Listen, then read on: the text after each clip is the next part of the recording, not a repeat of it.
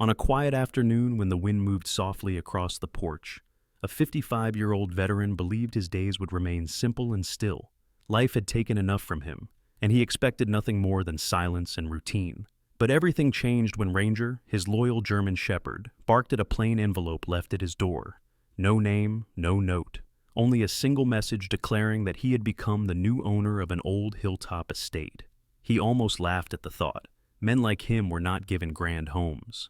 Yet the look in Ranger's eyes told a different story, a story of unfinished promises and a path he was never meant to ignore. And as the sun dropped behind the ridge, the two of them stepped toward a mystery that would reopen the rooms of a past he thought he had buried forever. Please support us by subscribing to the channel.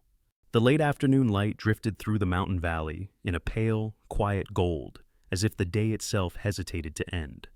The veteran stood on his porch, a man shaped by winters harsher than the wooden boards beneath his feet. The stillness around him felt almost ceremonial, like the world was pausing to witness a shift he could not yet see.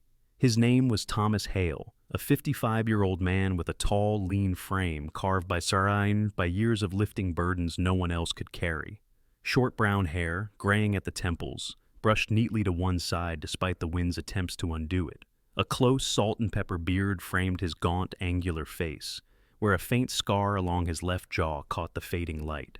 His worn brown leather jacket carried the same stubborn endurance he did, creased, faded, yet dignified in its age. The dark flannel plaid shirt beneath it, and the old jeans he wore made him appear like a man who had never asked much from the world. Peace had always come to him late, if it came at all.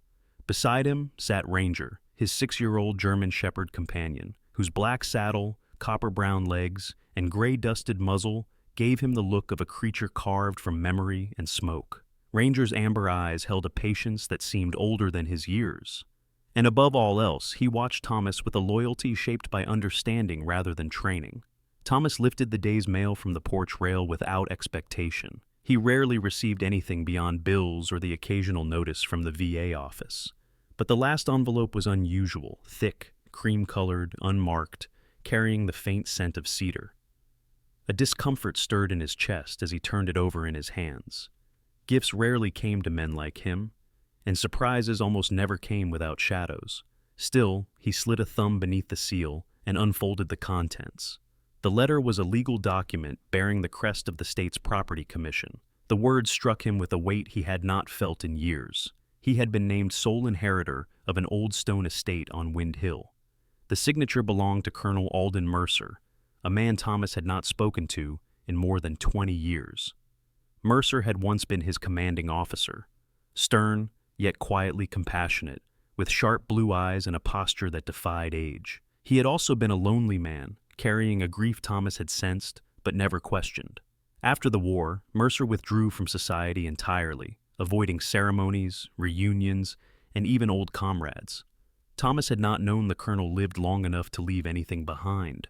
Shock gave way to a tightness in his chest, a mixture of confusion and something far more fragile, an old ache he had learned to live beside. Ranger sniffed the document, then released a soft, curious sound. Thomas steadied himself against the wooden railing. Why would Mercer choose him? Their bond had been real but distant, shaped more by shared silence than spoken trust. And yet the Colonel's final decision pointed undeniably in Thomas's direction.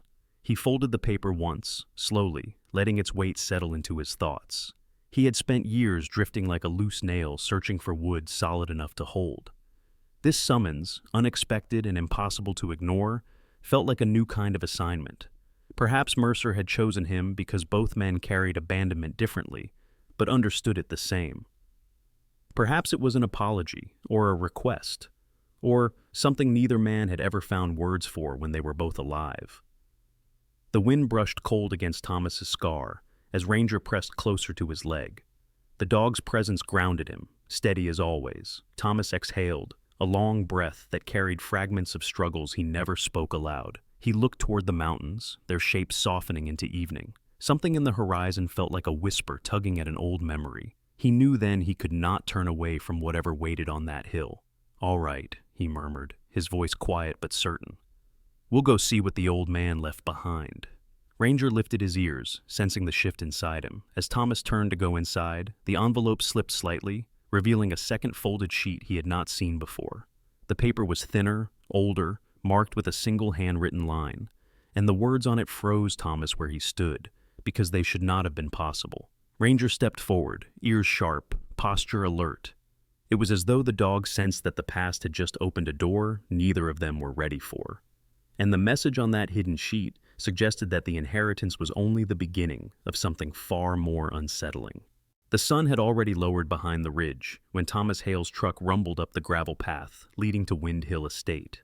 The dying light brushed the stone walls and fading copper, revealing a structure both dignified and decayed, as though time itself had been unable to decide whether to preserve it or let it crumble.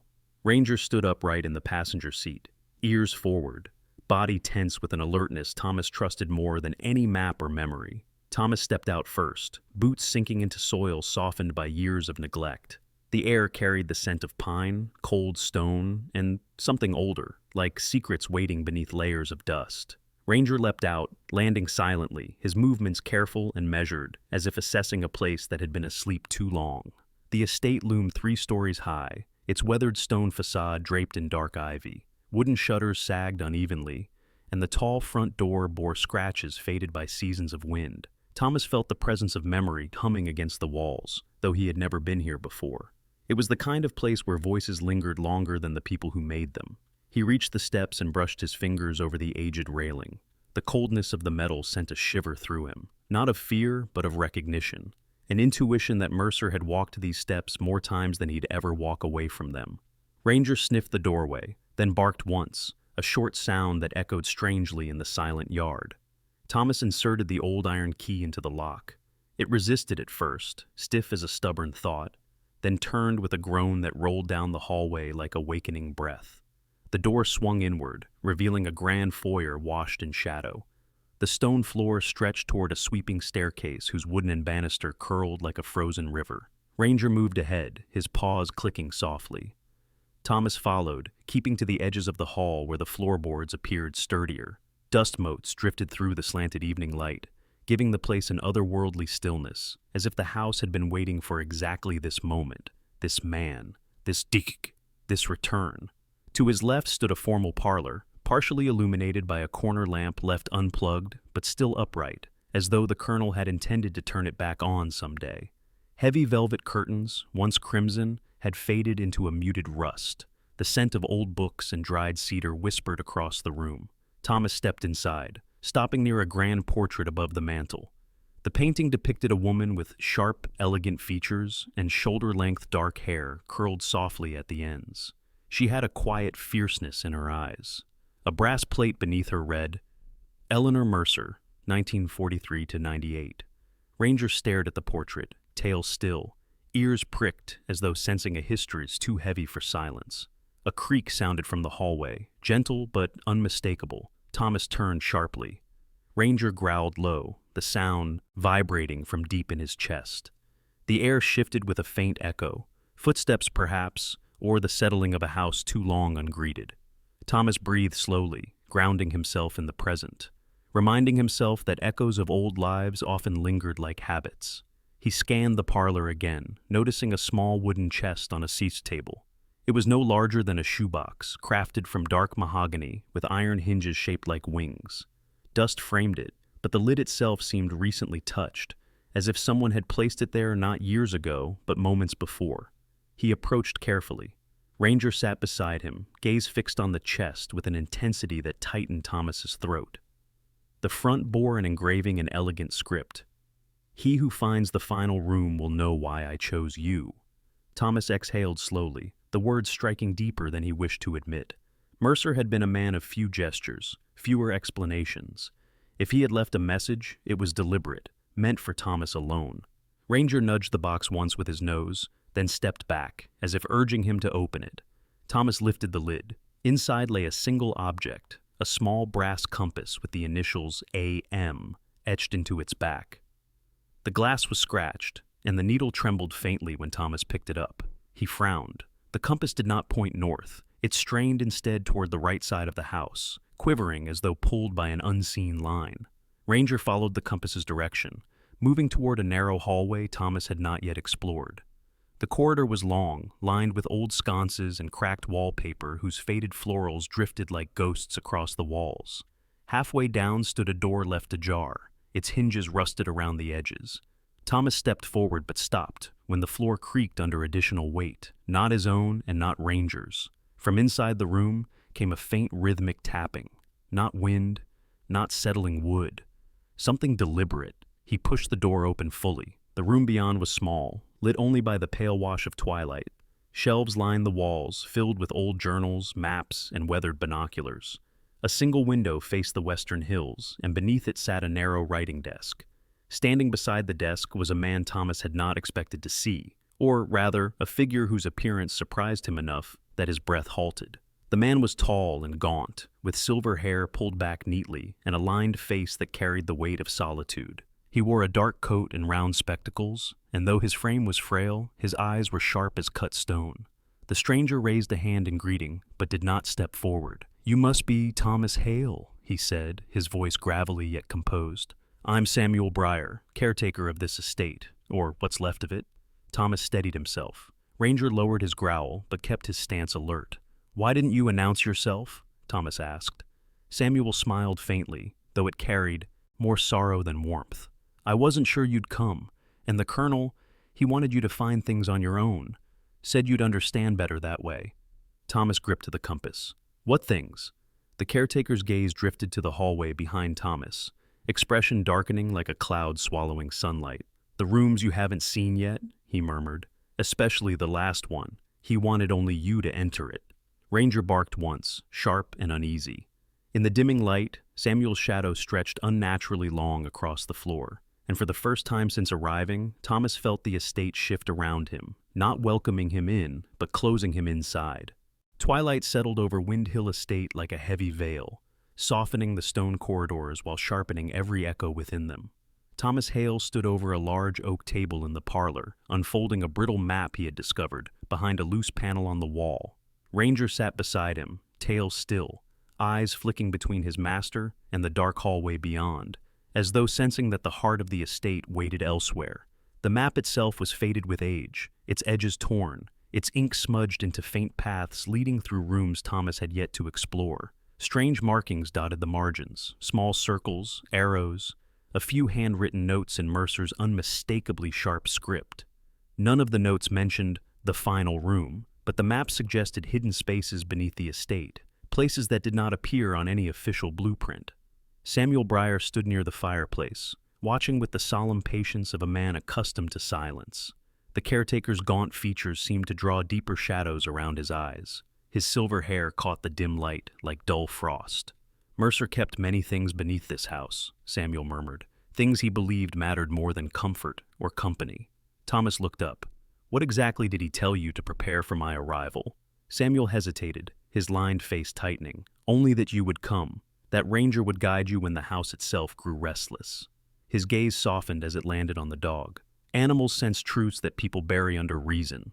Before Thomas could ask anything more, Ranger's ears shot forward. He pushed off the floor with sudden intensity, nails tapping rapidly as he sprinted down the hallway. Thomas immediately followed, Samuel's voice echoing behind him. "He knows the way before we do." Ranger skidded to a halt near a low section of wall at the end of a narrow corridor. Dust plumed around him as he barked at what appeared to be a simple wooden panel fitted close to the floor. Unlike the grand doors in the estate, this one was plain, unpolished, as if someone had wanted it forgotten. Thomas crouched and brushed his hand over it, noticing the grain warped with age and moisture. It wasn't locked, just impossibly heavy. With a grunt, Thomas pushed. The panel creaked open slowly, exhaling a gust of cold, earthy air. The smell drifted toward them, rotted wood, aged metal, and something intangible, like sorrow trapped in stone. Ranger's nose twitched. He let out a low whine, not of fear, but recognition. Behind the panel lay a stone passage descending sharply into darkness. Carefully carved steps led down into what looked like the beginning of a tunnel. Thomas leaned forward, holding his lantern higher, the light trembling as though the air down there resisted illumination. Samuel arrived seconds later, his breath uneven from the hurried walk. His eyes widened with something close to disbelief. "I didn't know this existed," he whispered. "Mercer must have sealed it long before I came." Thomas glanced at him. "How long have you been caretaker here?" 28 years, Samuel answered, rubbing a hand over his jaw. "Long enough to learn Mercer's silences, but not all his secrets."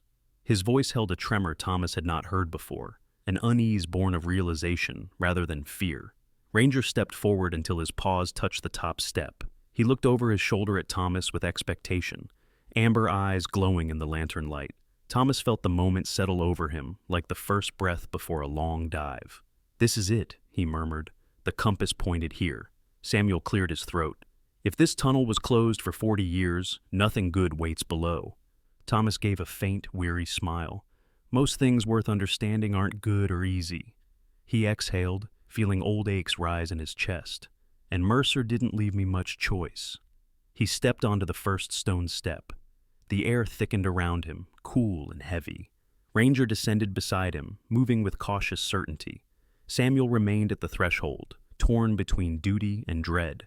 After a moment, he followed. The tunnel walls were carved from solid rock, smoothed by tools long forgotten. Narrow grooves ran along the sides, perhaps once guiding lanterns or ropes. The deeper they went, the colder it became, until Thomas could see his own breath forming pale clouds in the dim light. Ranger walked slightly ahead, nose close to the ground, tail low but steady. About 20 feet down, the passage broadened into a small alcove. A rusted metal lantern lay on its side, its glass cracked. Beside it was a leather-bound notebook, its pages decayed beyond recognition. Thomas knelt and touched the notebook carefully. The leather disintegrated at his fingertips. "Someone used this tunnel after it was sealed," he said. Samuel frowned. "Or before Mercer closed it and never came back." Ranger suddenly stiffened. A deep, instinctive growl rumbled from him, resonating through the narrow space like a warning from the earth itself. Thomas looked ahead and saw another door, a much larger one, embedded in the stone. It stood at the end of the tunnel, crafted from iron reinforced with thick beams. Age had painted it with rust, yet it remained formidable, as though built to keep something inside rather than intruders out. Thomas approached with the lantern held steady. No lock, no handle, only a faint marking across the top frame. Letters carved with deliberate care, though faded by time. "Not all burdens stay buried." The words struck Thomas like a blow. Ranger pressed against his leg, muscles tense. Samuel took a step back, whispering, "This wasn't a room. It was a vault." Thomas swallowed hard, feeling the weight of discovery tighten around him. Mercer had known Thomas would find this, had wanted him to find it. The years of silence, the inheritance, the compass, all threads pulling toward this iron door sealed for 4 decades. Thomas reached out and pressed his palm against the cold surface. It shifted beneath his touch, not open, but aware. Ranger barked once, sharp and urgent. And in the deafening stillness, Thomas understood. Whatever waited behind that door was the truth Mercer had carried alone, the truth that had chosen Thomas next. The iron door shifted with a groan that trembled through the stone tunnel, releasing a breath of cold air older than any memory Thomas Hale possessed. Ranger stepped back only slightly, ears forward, body taut, ready for whatever history had chosen to wake. Samuel Breyer stood behind Thomas, his thin frame rigid, round spectacles reflecting the lantern light like small trembling moons. None of them spoke. The silence felt sacred, like the threshold of a confession. Thomas pressed again, using both hands this time. The iron door relented just enough for him to slip through, and the lantern's dim glow spilled into a circular chamber carved deep into the mountain. The walls curved smoothly, as if shaped by patient hands decades ago, and the ceiling arched high enough to swallow sound. The room felt untouched, preserved by purpose rather than time. Ranger's nails clicked softly on the stone floor as he entered, nose working furiously, tail stiff with cautious curiosity. The first objects Thomas noticed were the shelves, 3 levels of them, running along the entire circumference of the room. Each shelf held rows of tin boxes, sealed tight, labeled with dates that ranged across 40 years. Beside them were stacks of folders tied with string, pages yellowed, corners curling. Black and white photographs lay scattered across a workbench. Faces of men in uniforms staring back with expressions frozen somewhere between hope and exhaustion. Samuel stepped closer, breath trembling. These look like military records, but classified ones. I've never seen any of this in Mercer's study. Thomas picked up a photograph gently. It showed a young soldier with hollow cheeks, eyes too old for his age. Behind him stood a squadron of others, some smiling faintly, some not at all. Ranger sniffed the photograph, then whined softly, as if sensing the sorrow imprinted on the paper. At the center of the room sat an old wartime reel recorder, its metal casing dented, its handle rusted yet recognizable. A single tape lay beside it, marked by shaky handwriting. For the one who carries the heart forward. The words sent a cold ripple down Thomas's spine. Samuel's eyes widened as he read them, his lined face deepening with a mix of dread and reverence. Thomas knelt and examined the recorder. The device felt heavier than it looked, as though burdened by what it held. He inserted the tape carefully and turned the crank. The machine crackled to life, stuttering at first, then humming with the fragile insistence of a voice rising from the dead. A low breath came through the speakers, followed by the unmistakable voice of Colonel Alden Mercer, older, frailer, stripped of the stern command Thomas remembered. "If you are hearing this," Mercer began slowly, "then I have failed to carry my final duty, and you are the one I have chosen to finish what I could not."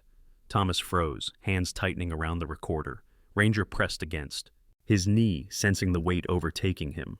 Samuel stood silent, his gaunt face reflecting the pale lantern glow like carved stone. Mercer continued, voice trembling, as if fighting through years of regret. "These files, these men, they were not lost in battle as the reports claimed. They were left behind, forgotten, misclassified to protect reputations. I tried to correct the record, but the system buried the truth faster than I could speak it." Thomas felt his throat tighten. He had known men like this, young, brave, scared, thrown into situations no one fully returned from. Ranger whined again, pawing softly at the floor, as though feeling the presence of unseen soldiers listening along with them. Mercer's voice cracked on the next sentence. "I carry their names so the world doesn't forget. But one man cannot force truth into light alone. I need a successor, not of blood or rank, but of conscience. Someone who knows what it is to survive what others do not." Samuel's expression softened into grief. "He meant you," he whispered. Thomas swallowed hard, staring at the shelves, the files, the silent testimony of decades of buried pain. Mercer's voice grew softer, as if speaking from a place beyond even memory. "If you choose this task, you will face resistance. Those who hid the truth will not welcome its return. But honor is worthless if it is offered only to the living. The dead deserve it more." The tape ended with a long breath, one that wavered and then dissolved into nothing. The silence that followed felt like the world holding its breath. Thomas remained motionless, lantern light reflected in his weary eyes. Ranger sat at his side, leaning gently against him, a grounding presence against the turmoil rising inside. Samuel clasped his trembling hands, his gaunt shoulders sinking under the weight of secrets he had unknowingly guarded for decades. Thomas finally stood, spine straightening with a strength he hadn't summoned in years. He looked at the shelves again, not as relics, but as obligations, lives waiting to be acknowledged. "He didn't leave me treasure," Thomas said quietly. "He left me truth, and truth weighs more than gold." Ranger barked once, sharp and certain. Samuel nodded slowly. "Then the question is, will you carry it?" Thomas turned toward the tunnel entrance, lantern lifted high, his shadow stretching across the walls like a man stepping into destiny rather than out of it. "I came here because Mercer chose me," he said. "But I stay because these men deserve someone who won't look away." Ranger moved beside him, steadfast. Samuel followed, eyes full of conflicted respect. Behind them, the recorder gave a faint mechanical tick, one final echo, before the room fell back into silence, waiting for what came next. Morning light seeped into Windhill Estate through tall, narrow windows, spreading across the wooden floors with a quiet persistence that reminded Thomas Hale that the world outside still moved forward, even when one's purpose suddenly shifted. He sat at the long dining table, stacks of Mercer's files arranged neatly in front of him. Ranger lay at his feet, head up, ears flicking at every distant sound, as if the estate itself had begun whispering again.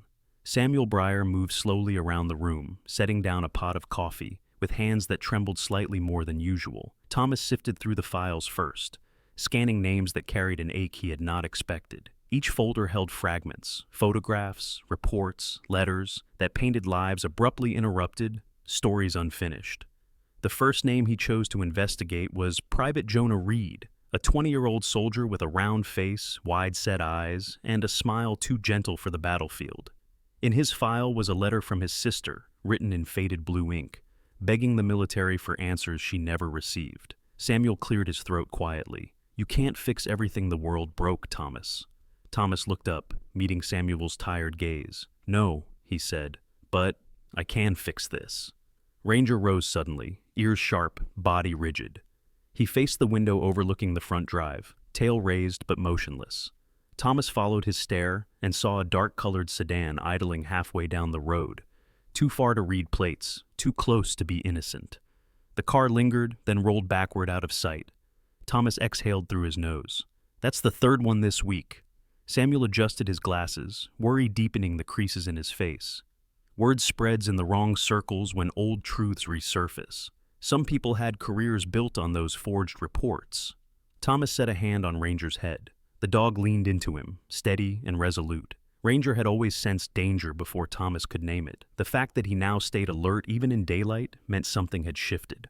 Later that afternoon, Thomas and Ranger drove into town to find living relatives of the soldiers in Mercer's files. Their first stop was a modest single-story house at the edge of the valley. A woman in her late 60s answered the door, Martha Reed, sister of Jonah. Martha was petite, with thin silver hair pinned back neatly, pale skin marked by sunspots, and soft gray eyes that held exhaustion as if it were a familiar companion. Her hands were small but strong, shaped by a lifetime of work. When Thomas explained why he had come, her shoulders stiffened and her breath caught. "They told me Jonah died in a transport accident," she said, voice quivering with a wound that had never closed. "But I always knew something wasn't right." Ranger sat beside Thomas, calm but attentive, as though sensing her grief. Martha invited them inside. Her home smelled faintly of lavender and old books. She pulled out a wooden box from a drawer and handed Thomas a photograph of Jonah taken days before deployment. "If there is truth buried somewhere," she whispered, "please bring it back. He deserved better." Thomas nodded, feeling the weight settle deeper in his chest. As they left Martha's house, Thomas noticed a man standing near a telephone pole across the street. The stranger was tall, with a bulky frame, thick neck, and squared shoulders. His dark jacket strained against muscular arms, and beneath his cap Thomas glimpsed a face with a harsh jawline and a trimmed black beard peppered with gray. The man's eyes, cold, guarded, tracked them without apology. Ranger growled low. The stranger turned away before Thomas could speak, climbing into the same sedan he'd seen earlier that morning. Back at the estate, Thomas spread new information across the table. Dates, names, places, forming patterns Mercer must have traced before the truth crushed him into silence. Samuel hovered beside him, torn between fear and loyalty. "Do you know who that man was?" Thomas asked. Samuel hesitated. "No, but he moves like someone trained, someone who knows what you're looking for." Thomas leaned back, rubbing his jaw. "They're not going to let this go quietly." Ranger paced the room, stopping occasionally to stare at the front windows. That night, the estate felt more alive than usual. Floorboards creaked, wind scraped across stone, and shadows clung too long to corners. Thomas couldn't sleep. He walked the halls with Ranger padding beside him, lantern casting a warm glow over old portraits and carved wood. Halfway down the staircase, Ranger froze. His furs bristled along his spine, and he issued a deep warning bark, one that Thomas had heard only in moments when danger was undeniable. Thomas stepped forward and immediately noticed it too, the faintest imprint of boot tracks on the dusty floor near the back door. Fresh, large, and not his. His pulse quickened. He checked the latch, unlocked. Samuel appeared at the end of the hall, pale and breathless.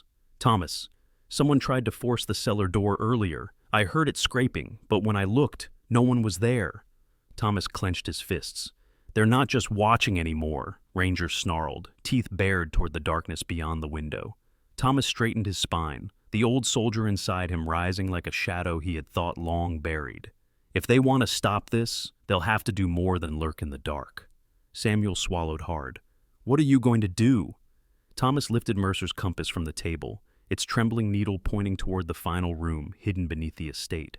"Finish what Mercer started," he said, "and make sure the dead are finally heard." Ranger stood beside him, ready. Outside, headlights flickered in the distance, watching, and Thomas knew the hunt for truth had only just begun. The first pale light of dawn stretched across Wind Hill Estate, like a gentle hand smoothing the creases of a long and troubled night. The air was still, quiet in a way that felt earned rather than accidental. Thomas Hale stood on the porch with Ranger beside him, the old dog's coat catching hints of gold as the sun began its slow climb from behind the ridge. Weeks had passed since they discovered Mercer's secret, weeks marked by long nights, difficult conversations, and the exhausting labor of turning truth into action. Inside the estate, the dining table was buried under organized stacks of documents. Mercer's files, corroborated testimonies, and military correspondence Thomas had tracked down with unwavering determination. The work had aged him another year, deepening the already sharp lines across his lean, weather-worn face. Yet something in his eyes had changed. The guarded emptiness had softened into a steadier, quieter resolve. Samuel Breyer stepped into the room carrying 2 mugs of steaming tea. His frail frame looked smaller than usual in the morning light, but there was relief in his tired expression. "You did it, Thomas," he said softly. "The board accepted the evidence.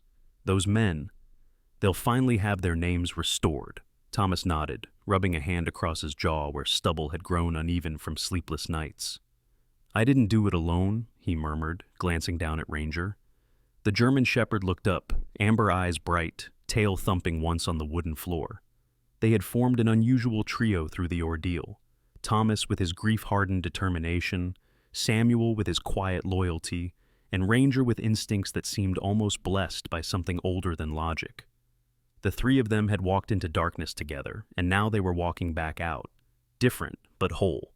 Later that morning, military officials arrived in dark sedans. They were accompanied by a woman Thomas had not met before, Lieutenant Grace Holden, a representative from the Department of Veteran Affairs. Grace was in her early 40s, tall and composed, with olive skin and dark brown hair braided neatly down her back. Her expression carried both discipline and empathy, and her deep-set hazel eyes suggested someone who had witnessed her own share of wounds, seen and unseen. Grace introduced herself with a firm handshake. "Mr. Hale, the department has reviewed your submissions. What you uncovered, it will change the way we handle historical military records. You've given voices back to men who were taken too soon." Thomas shifted uncomfortably, unused to praise. "It shouldn't have taken this long." Grace nodded, her gaze lowering in shared regret. "No, it shouldn't have. But, because of you, their families will finally know the truth." Reporters soon gathered at the gates, cameras, microphones, vans, shouting questions about the revelation. They wanted headlines, interviews, sound bites. They wanted to turn tragedy into spectacle. Thomas stepped outside, Ranger at his side, and the crowd surged with anticipation. But he simply raised a hand. "No cameras," he said. "No statements." The firmness of his voice seemed to quiet the hill itself. "I didn't do this for attention. I did it for them." He motioned toward the distant graves that now carried corrected records, newly acknowledged sacrifices. Ranger barked once, as if seconding the sentiment. The reporters tried again, questions about Mercer, about corruption, about Thomas himself, but he stepped back, signaling that he was done. Samuel closed the gates, shutting out the noise. When the estate was quiet again, Thomas and Ranger climbed the grassy slope behind the house. Wind brushed past them, warm for the first time in months, carrying the scents of pine and thawing earth. Ranger stayed close, his body brushing Thomas's leg occasionally in a gesture of companionship that needed no words. At the hill's crest, Thomas stopped. The valley unfurled below him in shades of gold and green, the sky blooming with the soft blush of sunrise. He breathed deeply, feeling the weight that had lived in his chest for years finally lifting. Not gone, but lighter. He spoke softly, as if Mercer might still hear him. "I understand now." Ranger nudged his hand, pressing his head into Thomas's palm. The gesture was gentle yet full of meaning, as if the dog himself approved of the transformation he'd witnessed. Thomas's hand lingered on Ranger's fur, grounding himself in the present moment. "He didn't leave me a house," Thomas said quietly. "He left me a chance to fix something. And fixing them helped fix me." Ranger leaned closer, tail sweeping the grass with slow, content strokes.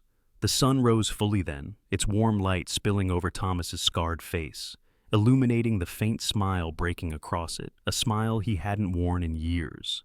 The hilltop felt sacred, like a place where old wounds could finally breathe, and for the first time in a long time, Thomas felt his broken heart stitching itself back together, not through forgetting the past, but through honoring it. In the quiet glow of that sunrise, Thomas finally understood that some miracles do not arrive with thunder or shining angels. Some miracles come softly, carried in acts of courage, in second chances, and in the quiet decision to stand up for someone who no longer can. He realized that God often works through ordinary people, giving them strength at the precise moment they feel they have none left.